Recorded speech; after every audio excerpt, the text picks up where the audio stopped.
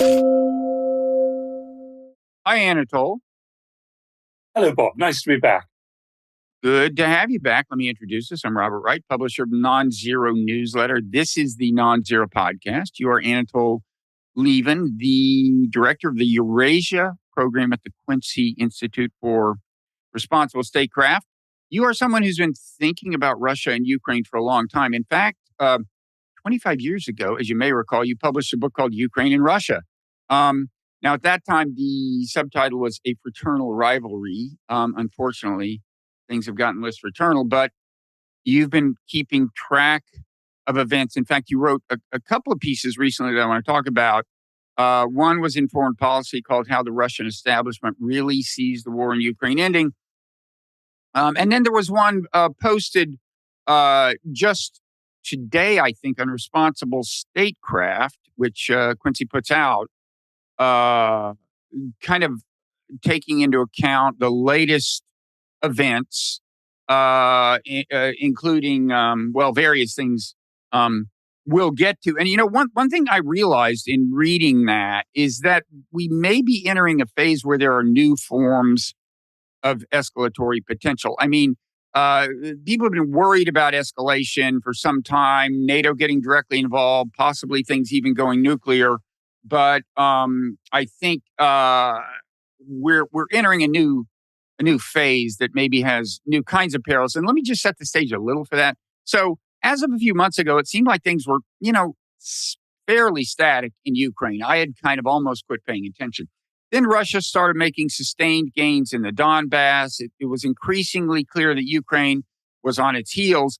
And then Zelensky surprised everyone when Ukraine launched this incursion into Russia, into the Kursk province. It caught Russia sufficiently off guard that Ukraine now says it controls about 500 square miles of Russian territory. I want to ask you about how that is playing out and affecting the chances for the war ending anytime soon. Anyway, since then, it seems that Russia has intensified its aerial assault, including on the civilian infrastructure. Yesterday, there was, or this week sometime, there was a big hit on a Ukrainian military academy. It killed more than 50 people who were in training, I think, for like communications and electronic warfare, which I guess makes them particularly valuable targets from Russia's point of view. Now, and then Zelensky announced his cabinet shakeup a day or two ago. I gather, will be coming to the U.S. and has a new victory plan he's going to present. It is reported. So there's a lot going on, and I want to get to it all. For starters, do you want to tell us what you think the idea was behind this Kursk incursion and how that's working out?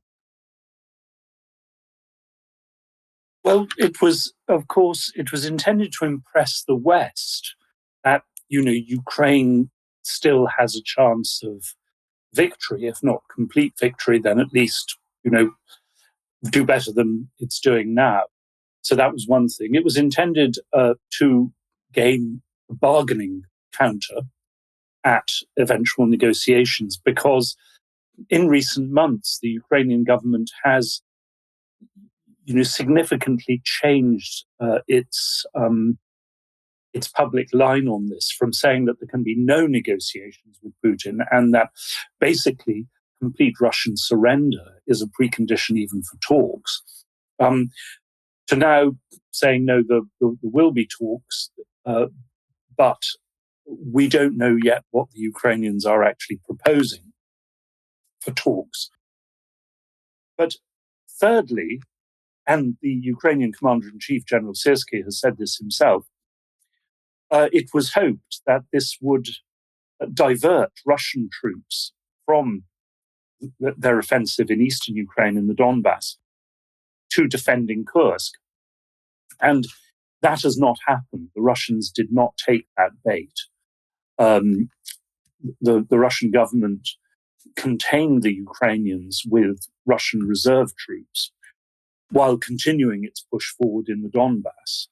And whereas the Ukrainians did not manage to take, they've taken a fair amount of countryside, but they haven't taken any significant population center or base. The Russians apparently are now close to capturing a very important Ukrainian logistics hub at Pakrovsk. So when it comes to the battlefield itself, the Ukrainian gamble appears to have failed. So it diverted more military resources on the Ukrainian side from the battle in the Donbass than it diverted Russian resources. And so it was worse. It kind of was worse than not working. It actually made things worse in the Donbass. Although, as you say, there may be payoffs down the road. It may be a bargaining chip. It may help Zelensky with his, in the West with arms suppliers and so on. Who knows? But in the end, I mean, it will be what happens on the battlefield that's decisive. And most of the reporting suggests that you're quite right. It's the best Ukrainian troops that have been distracted, not the best Russian ones. So this raises the possibility, heightens the possibility, which had been raised over the last couple of months, I'd say, of Russia not just continuing to gain ground in the Donbass and maybe finally securing complete control of the two provinces that kind of started this whole thing in a certain sense. At least Russia's initial claim was about Donetsk and Luhansk in the Donbass. But in addition, the possibility that there could be such a breach of Ukrainian lines, right, that you would have something almost catastrophic with Russia readily coming into control of almost everything on that side of the Dnieper River, perhaps, and making big gains in the south. There are two other provinces that Russia also now says it is annexed. And the thing that came through in your responsible statecraft piece was that if that happens, there will be calls for starters, for direct NATO intervention, presumably from some corners. That would be a major escalation. There will be intensified calls for letting Ukraine use the newly supplied F-16s to strike deep into Russian territory, and use other weapons strike deep into Russian territory, which could be escalatory, I guess. So that has kind of unfortunate potential I hadn't really thought about before now. But for starters, how likely is it that there will be such a breach that Russia will there will just be some kind of breakthrough that gives Russia huge new momentum? I mean, I know you're not a military guy fundamentally, but you talk to them. Yeah, and I mean, I studied military history. I used to be a war correspondent. Okay. But that said, what one can't say. I mean, it's speculation. In the short term, I mean, as is now very clear, contemporary military technology, as during the First World War, strongly favors the defensive. Both sides have, since 2022, progressed only in very small incremental ways. But, I mean, if you look at the First World War, where that was also true, on the Western Front and the Italian front for years, but, in the end, one side or the other cracked because of the sheer weight of numbers, of artillery, of munitions, economic strength. And that, of course, raises the question of how long Russia is prepared to go on hammering away. And there, I mean, once again, this is speculation. So far, the Russian economy has performed far better than the West expected or hoped. But the Russian central bank itself has warned of serious problems next year with inflation, labor shortages, the economy overheating. The other point, of course, is that if Russia can keep this up for another 2 years, well, obviously you have to look at the US elections, but we don't know the results or what will come of that.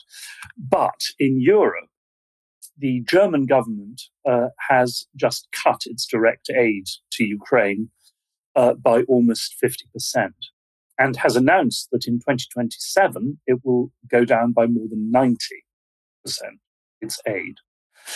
The French finance minister has made a statement this week about intense budgetary pressure in France.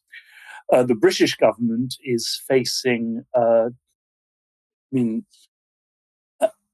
very, very difficult choice between its promises to restore the National Health Service, to retool the economy for alternative energy as part of the battle against climate change, and on the other hand, promises vastly to increase military spending.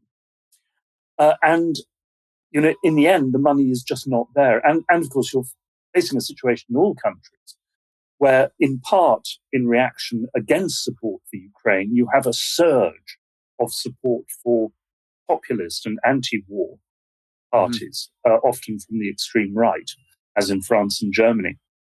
So, all the evidence is that European aid to Ukraine is not sustainable at anything like the level so far. And while European aid has not been critical in military terms, it has been absolutely critical to propping up the Ukrainian economy and the civilian budget. And of course, that is also essential to the war effort. So, Zelensky, it's a pretty big problem for him that he doesn't know who's going to win the U.S. presidential election, right?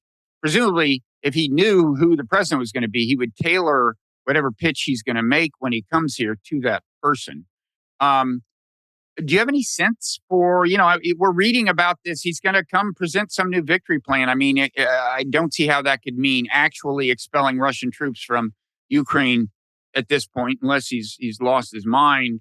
Do you have any sense for what kind of thing he's going to propose and how he is going to split that difference, not knowing where the president is going to be, Harris or Trump?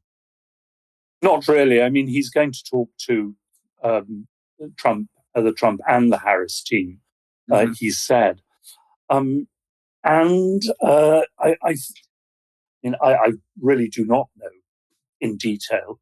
It may be that the Ukrainians themselves have not yet worked out in detail, what they're going to say. But he will obviously emphasize Ukraine's determination to go and willingness to go on fighting, and the impossibility of meeting certain conditions. There is no chance of Ukraine formally surrendering any territory or giving up or meeting Putin's demand and giving up more territory in the provinces Russia says it's annexed, but Russia has not yet occupied. But I think that he will also emphasize Ukraine's willing readiness for talks, because obviously he will want to deflect Western charges that the Ukrainian government is committed basically to an impossible program for the indefinite future, because it's clear that both in elites and populations, there is less and less belief in this in the West.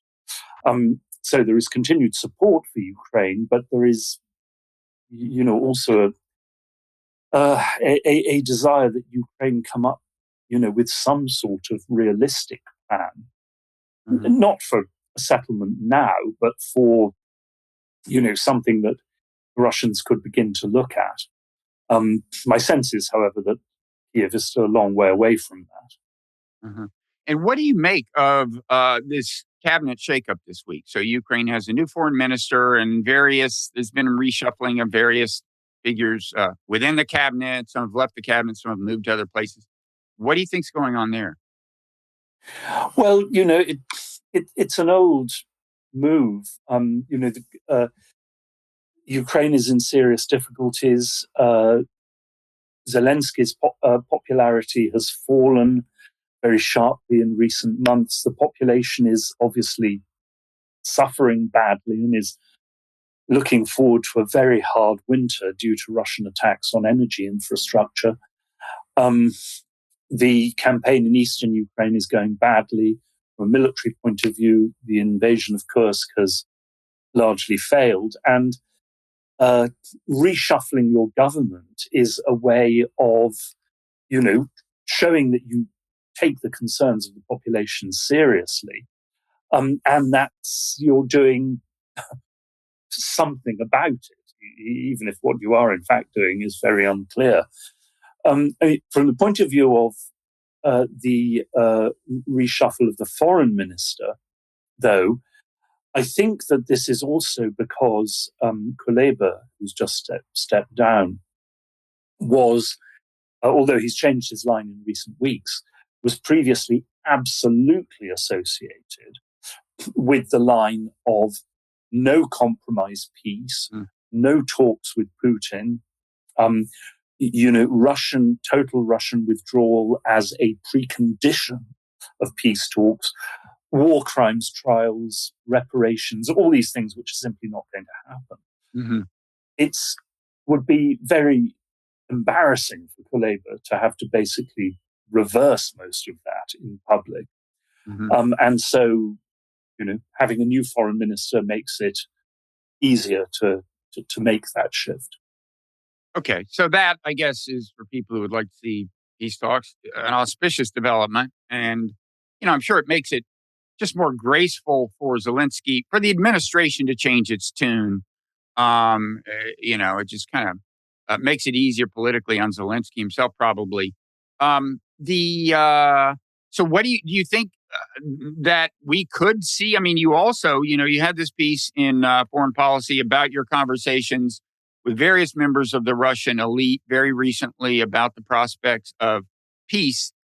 Do you think it's at all likely that we will see actual significant movement toward peace talks in the next few months? Well, not until the US elections. That's very clear.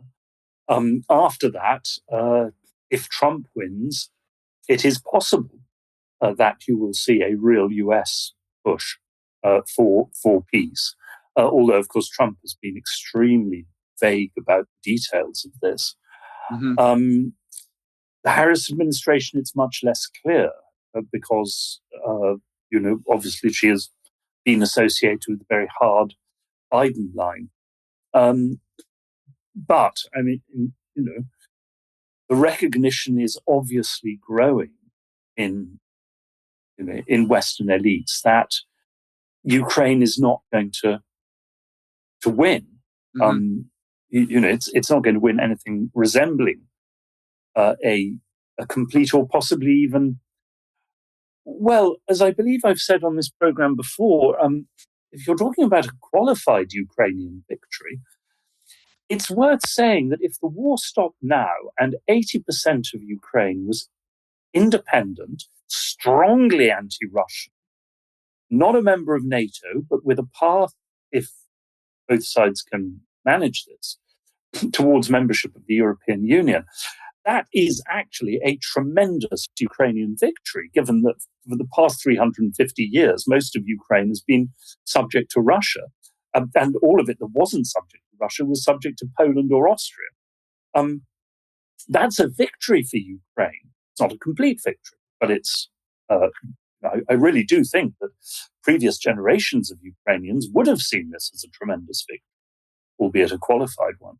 The risk is, of course, that by going on and on and on, trying to recover something or achieve something that the Russians simply will not grant, like the prospect of NATO membership, Ukraine could end up losing much, much more if, present military trends continue. And to repeat, there was a piece by Phillips O'Brien, who's in Foreign Affairs or Foreign Policy, I can't remember, who was a very strong supporter of Ukraine all these years. But he's now saying, well, Ukraine is learning, as so many other people have learned, that American support is not reliable, will not be sustained. in the long run. Well, the fact that he is now saying this is a pretty strong indication of reality. I have to say, however, that some of us were pointing this out from the beginning of the war.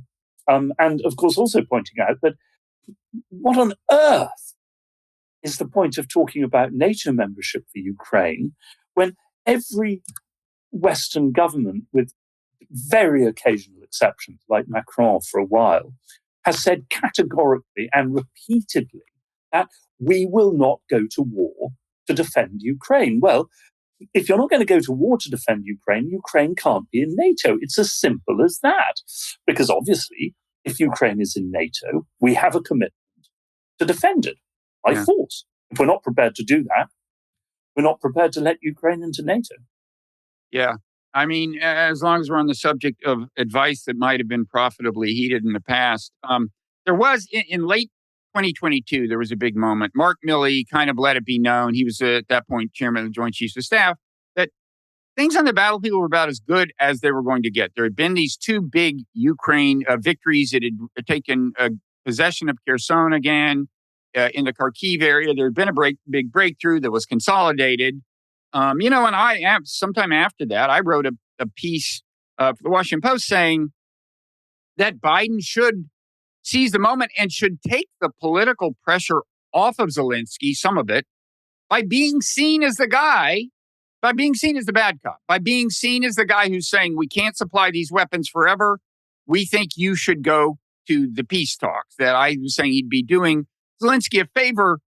Now, one form of blowback I got at the time was people saying, oh, the people of Ukraine just aren't ready for that. It can't happen. And my thought was, well, if you look at the way opinion is molded in Ukraine, the government has a pretty big role. I mean, very few liberal democracies survive a war while remaining super liberal, and Ukraine wasn't super liberal, a democracy to begin with, and it had effective control of all the TV news and so on. Is it your belief?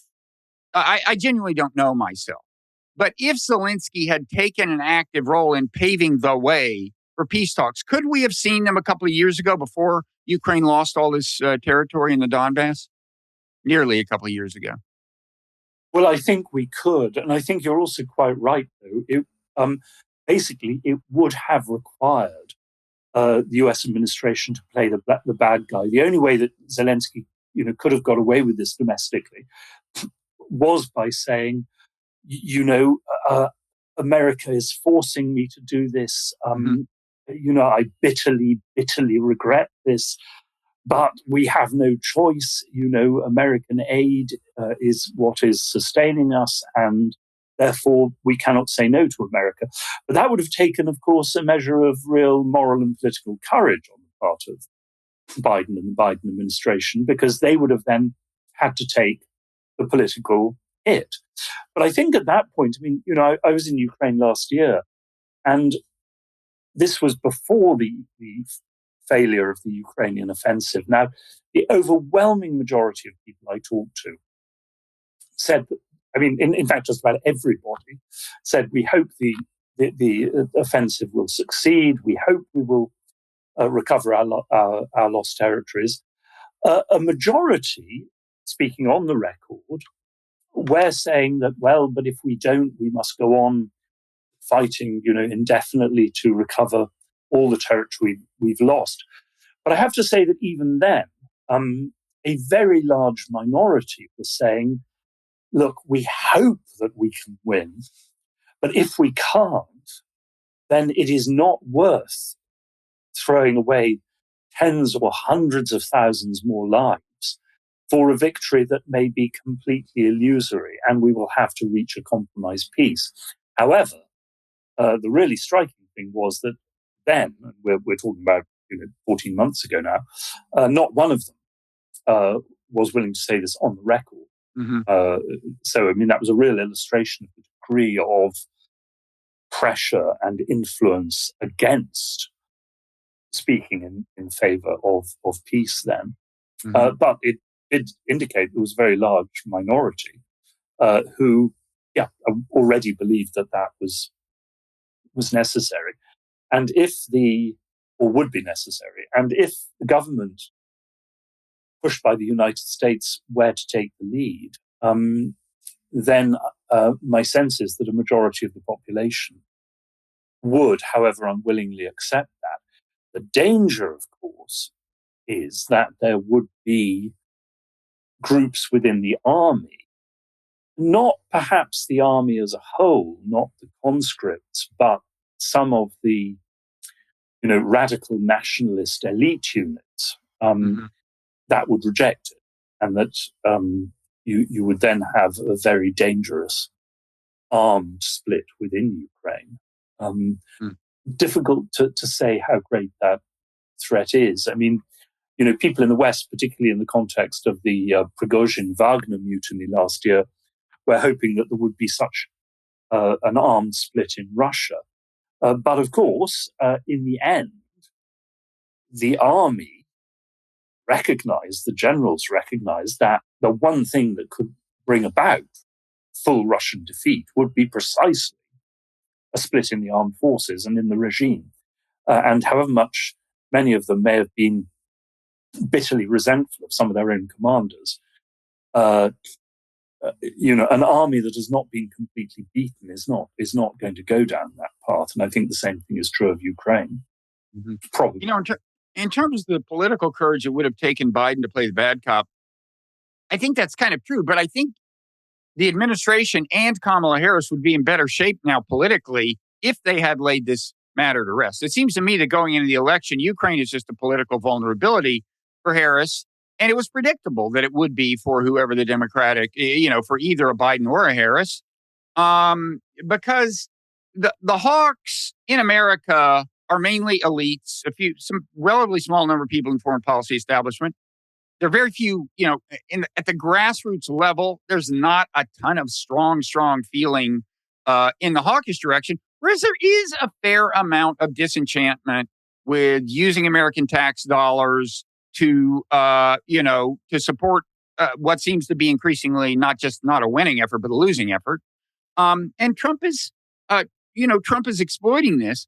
I think one thing that implies is that Harris may start talking about how open she is to peace talks in Ukraine even before the election, and that may pave the way for something productive. Who knows?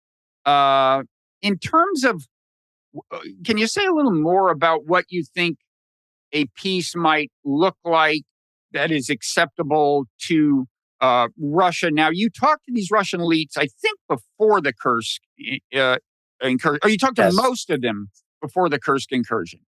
But do your conclusions pretty much stand? And in any event, can you start by laying out some of those conclusions in terms of what Russia would likely demand if these elites are in a gauge of that? Sure. I mean, I'd just like to add, though, to what you said before about the difference between the American people and the elites. That is also absolutely true in Europe. In France, Macron talked about even the possibility of sending French troops directly into Ukraine. 75% of the French people, according to opinion polls, are dead against that. In Germany, similarly, I mean, you see quite different results when you ask elite opinion and when you ask the masses, and that is being reflected in elections. And sooner or later, I think the political elites will have to bow to that. Yeah. When it comes I meant to add, by the way, that there's very little danger of many of these elites deserting Harris for Trump, for reasons peculiar to America, whereas there are maybe a non-trivial number of votes at play at the grassroots level. So sorry, go ahead and say what you were going to say. Yeah.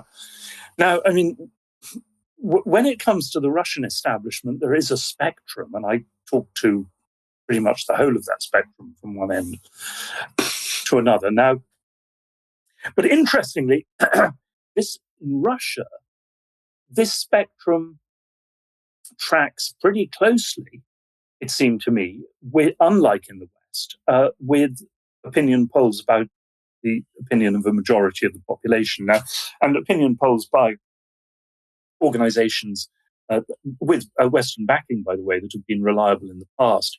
And fascinating result that showed, opinion poll, that showed that 62% of Russians polled would like a peace settlement now along existing lines. In other words, do not want to go on and on and on fighting to try to achieve a complete victory in Ukraine, or even to conquer more territory. Now, the fascinating thing is, though, that exactly the same number, 62 point something percent in this poll said, but on the other hand, Russia must not give back any of the territory that it now occupies in the 4 provinces that Russia says it's annexed. And I found that was pretty. Now, but on the other hand, you had a minority of between 20 and 25% who said no, we should go on to a much greater victory. And I found that there was a balance rather like that, though I of course couldn't put a mathematical figure on it. Among the people I talked to, there was a minority who said, no, we must go on. We must, basically, they didn't call it regime change, but that was what they were talking about. We must have a friendly regime in Kiev. And the only way you can get a friendly regime in Kiev, given Ukrainian feelings about the Russians now, is if you put it there yourself. And, people talking about how, cities that Russia has not taken are far, far from being taken at present. Kharkov, Odessa are, ancient Russian cities. Mm-hmm. But a majority said, well, it was very interesting. Many people I talked to said, look, I don't think that we can capture major Ukrainian cities. Look what it took to capture Mariupol or Bakhmut, or look what it's costing now to capture Krovsk. Well, if you're looking at Kharkov is 3 times the size of Mariupol, Odessa, twice the size, Dnipro. People said, look, we don't have the troops. The only way that we could do this, and by the way, the cities will be destroyed in the process, is if, the only way we could do this and the only way we could achieve total victory is if Putin basically introduced a huge new wave of conscription and totally mobilized the economy for war. Now, that is something that he very clearly does not want to do. Mm-hmm. Russia still has only mobilized a fraction of its available manpower. And the reason is, clearly, if you look at that 62%, is that he does not think that he would have popular support for this in Russia. So no surrender of existing territory. And of course, that also means that any additional territory we can get won't be given up either. However, and this is a very important point, the way it's phrased in the West is, and in Ukraine itself, Ukraine will never give up any of its territory to Russia. Mm-hmm. Now, the fascinating thing is that nobody I talked to in Russia said that they expected Ukraine or the West or, very interestingly, China, India, South Africa, Brazil, any of these countries that Russia has been wooing, formally to recognize Russian annexations. They don't think, because, if you look at the Chinese stance, the Chinese have never recognized the Russian annexation of Crimea, because these countries do have a strong principled stance against recognizing illegal annexations achieved by force. And by the way, if people think that's ironic in China's case, what China would say is Taiwan is not a sovereign nation. We may do something in Taiwan, but that's a different matter. And in fact, that is more or less the status of Taiwan, according to American policy and the view of nations pretty broadly. Yeah. Sorry. But you see, the thing, therefore, is that the Ukraine, in a sense, does not have to give up anything. Mm-hmm. Certainly there's no chance of Ukraine giving additional territory that Russia has not occupied, because the Russians don't expect formal recognition. What people talked about was a situation like Cyprus, in which Which, and by the way, Zelensky offered this for Ukraine, for Crimea at the start of the war in his peace effort in March of 22. That nobody formally recognizes these Russian annexations, but the war ends, so Ukraine's attempts to recover them by force end, and their status is deferred, as in the case of Cyprus, for future negotiation.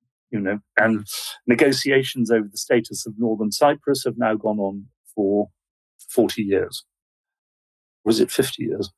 I can't remember any 50 years. If you don't know, I don't know, Anatol. No. Well, anyway, but so nobody has actually recognized the Turkish Republic of Northern Cyprus. Nobody has, except the Turks. But equally, there's been no return to war, and nobody is suggesting that the rest of Cyprus, the Republic of Cyprus, should launch a new war to try to get it back. So that, I think, is a very important point. So Ukraine doesn't acknowledge the loss of any territory to Russia permanently, but actually, in fact, reconciles itself to the fact that the territory is lost. Yeah, exactly. And then the other thing, which everyone said, though in part only because they think that the Putin administration has nailed itself so much to this that it could not give it up, is Ukrainian neutrality. So in other words, NATO membership ruled out. And actually, but before we go there, can I ask you about one little detail as for the territory that would be, well, the four, quote, annexed provinces in Ukraine and their status. One thing you said in the foreign policy piece is that Russia, although nominally it has annexed, for example, Kherson and Zaporizhia, those two provinces, it's a long way from controlling all of them, and it would reconcile itself to that, as you said, but it would expect that Ukraine would demilitarize the parts of those provinces that Russia doesn't occupy, as I understood it. Seems to me that might be a tough ask of Ukraine politically, right? Well, it is. And by the way, I always emphasize, I talk to a range of the Russian foreign and security establishment, but I did not talk to the guy who in the end decides, which is Putin. Now, Putin's official demand made just before the so-called Swiss peace conference, which of course Russia did not attend, was that Ukraine should withdraw from Zaporizhia city and Kherson city. Now, if you read him carefully, he did not say explicitly that Russia would then occupy. You could assume that was implied by what he said, but he did leave open just a crack, it seemed to me, the possibility that Ukraine would withdraw and these territories would be demilitarized.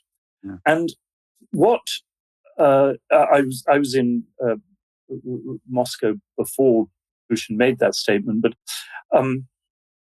what Russians I talked to were saying to me, I mean, that's to say not the minority of real hardliners, but the majority of more, should we say, moderate, the 60%, 62%, were saying, look, if we can't capture Kharkov city, there's no point in capturing and holding, large bits of countryside and small towns in Kharkov.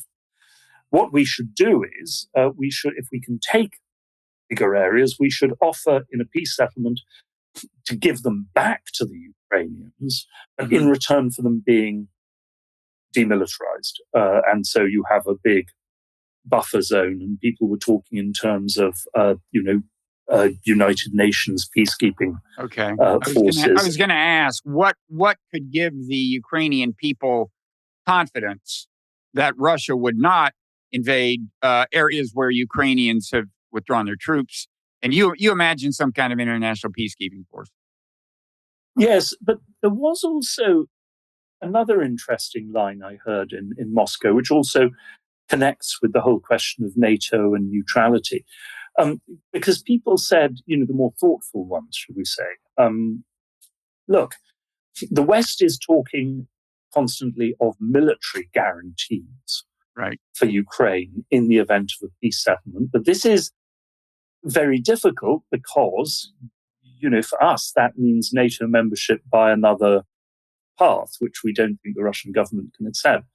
What people said was, though, what about political guarantees? And political guarantees from whom?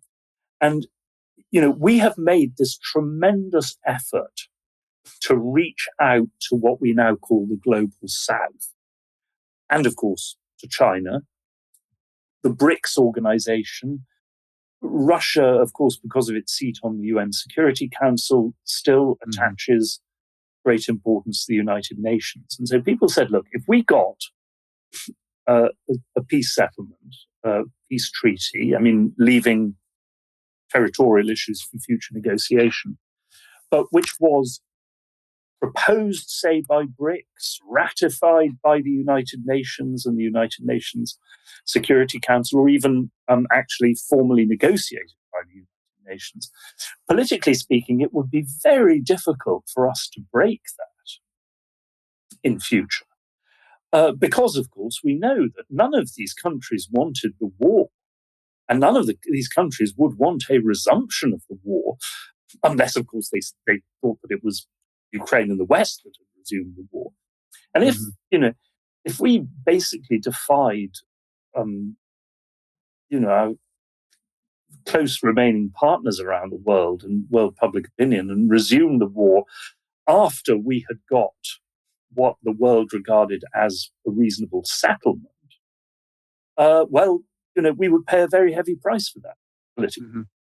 And that struck me as a line worth investigating.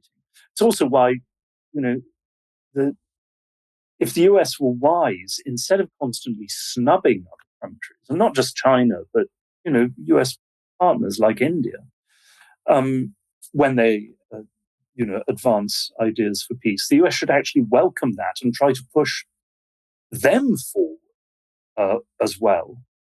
Partly, of course, because that would take some of the political heat off a US administration. Right. Okay, so listen, we've been talking for a while. What we typically do is talk for a while in the public version of the podcast, and then go into overtime, which is available to Nonzero members. And if you go to the Nonzero newsletter on Substack, you'll find that it's shockingly cheap to become a paid subscriber to the newsletter. And once you do that, you can set up a podcast feed that'll just always give you access to the overtime segments. Anatol, you've been kind enough to say you'll stick around for this. I certainly have some more questions. I want to drill down a little more on the security guarantees that after a peace deal could make Ukraine feel secure and yet be acceptable to Russia. I also want to get your take on this much discussed, you alluded to it, prospect that in March of 2022, right after the invasion, there could have been a peace deal. There's been controversy over how close to a done deal that was. I want to get your take on that. I also want to ask you, John Mearsheimer, more than a decade ago, predicted that if we persisted in talking about NATO expansion to Ukraine, Ukraine would get wrecked. I want to ask you about the degree of wreckage, like the kind of the recovery prospects for Ukraine. How much damage has been done that maybe demographically is irreversible and so on. So I want to talk about a lot of things. First, I want to give you a chance before we go into overtime to say anything you want to add or talk about where people can find your work. You're on Twitter. What's your Twitter handle? Anatol Lieven. You can find me there. I publish regularly for the Quincy journal, Responsible Statecraft, but I've also had several pieces in foreign policy over the past year talking about these issues. And I write quite regularly for the Guardian newspaper in London, although for them I write on a wide range of issues, including climate change. I hope to have a piece your most coming out recent book your most recent book is called what? Climate Change in the Nation State, or what? Yeah, Climate Change in the Nation State, the realist case. I could talk at enormous length about that issue. Yeah. Well, maybe we'll have time in overtime. Okay. Well, thanks so much. Thanks everybody who stayed with us this long. I encourage you to join us in overtime. But in any event, thank you. And as always, feel free to rate and review, as they say in the podcast promotion business. Okay.